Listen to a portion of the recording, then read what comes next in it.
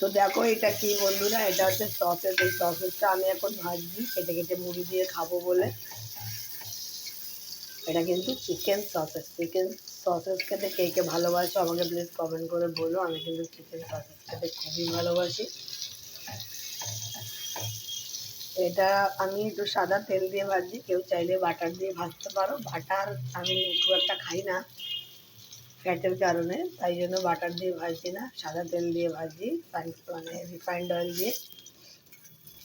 এর মধ্যে একটু নুন দিয়ে দিয়েছি, একটু লঙ্কা গুঁড়ো দিয়ে দেবো, একটু গোলমরিচ গুঁড়ো দিয়ে দেবো। আর কিছু লাগবে না, খুব তাড়াতাড়ি এটা হয়ে যায়। তো দেখো বন্ধুরা, একটু লঙ্কার গুঁড়ো দিয়ে দিয়েছি, আর এগুলোকে কেটে কেটে ছোটো করে নিলাম। তাহলে এই যে এই ভেতরে এই যে সাইডগুলো, এগুলো ভাজাটা ভালো হবে। এটা দিয়ে আমি এখন মুড়ি দিয়ে খাবো। এটা যে কোনো জিনিসের সাথেই খাওয়া যায়, এমনিও খাওয়া যায়, মুড়ি দিয়েও খাওয়া যায়।